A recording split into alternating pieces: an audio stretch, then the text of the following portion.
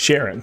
She's classified as a close-range damage dealer, but I think this is inaccurate. I think she's more of an assassin, which she is. You can think of her as your typical assassin. The first ability, Cutoff Beam, inflicts electrocution damage in a rectangular area in front of her. It continues to do damage over time in specific time intervals based off of your character build. The second ability, Active Camouflage. This is your typical invisibility. This causes enemies to lose track of you and stop targeting you for a moment. In addition, it also procs the ability Ambush, increases the amount of damage that you're going to do with your next attack in the invisibility mode by a certain multiplier. The third ability is Shock Nuts. I know. It's a rocket-propelled stun grenade out of her gauntlet, and it inflicts enemies with stun, which is a status condition inside of the first Descendant, which prevents actions being performed. As seen by the red indicator, Shock Nuts does no damage under normal circumstances. Her ultimate, the Flash Short Sword. It launches 10 short swords at enemies, inflicting electrocution damage on all of the enemies. The damage is based off of skill, not weapon damage, inflicting electrocution and damage based off of skill power. It isn't greatly suited for boss fights due to only 3 of the blades being able to target one enemy at a time.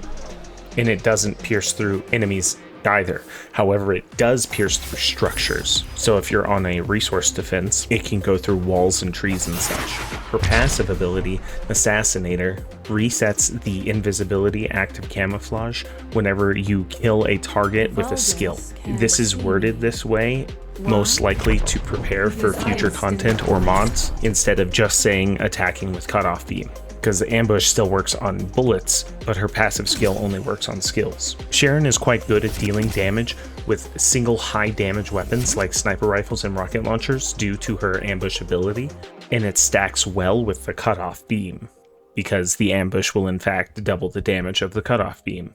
Her stun grenade is extremely useful for waves of adds tearing through to get to whatever you're trying to protect. The best way to use Sharen on resource defense is probably building into her ultimate, and the best way to build Sharen on void damage bosses is to build into her active camouflage skill and using a high-powered sniper rifle or a rocket launcher, but I do think a sniper rifle would be better. So first up, for the Descendant mods, we have Battlesuit Melting Nuts. What this does is it gives you multiple rockets to shoot so that you can create AoEs. The AoEs become bubbles that enemies walk through, and this decreases their defense. Then we have Void Domination. Void Domination increases the targeting range of the Flash Short Swords, but what it doesn't tell you is that it also increases the amount of short swords that you get. It also increases the targeting speed, decreasing the animation that leads up to you shooting the short swords. This is probably the best one outside of Void Intercept battles, because you can still only target a Void Intercept guy with 3 different short swords. Then we have Overcharged Edge. This increases the effectiveness of active camouflage or the invisibility, and the way that this is increased is that it, instead of using MP, it uses your shield, and the more shield it uses, the more damage output you can perform. So you would equip Overcharge Edge and then use your sniper rifle or something that does a high amount of damage and snipe the Void Intercept bosses, but I really wouldn't use this inside of a resource defense or mind blocker.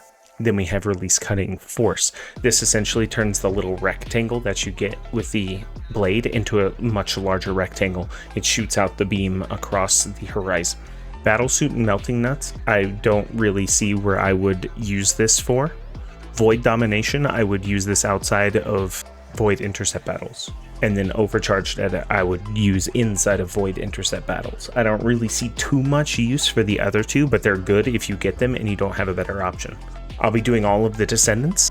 I'm trying to release all of these videos at the same time, so if you're looking for the other videos, go to a playlist that I'm going to link, and you should be able to find the other characters. Let me know what you think of the models, and if they're up to par, I'll go ahead and share them. I'm not done with them. I would like to paint them and articulate them and add some bones to them as well, but I'm not going to sell them or anything. I'll just give them away. Subscribe for more damage. Peace out. Or the models if you want them. Also, I will be doing Twitch streams where I'm trying to learn Blender more to make models better. So if you're interested, check out my Twitch. I just started doing it. I'm not that good of a streamer. Sorry, I'm kind of boring.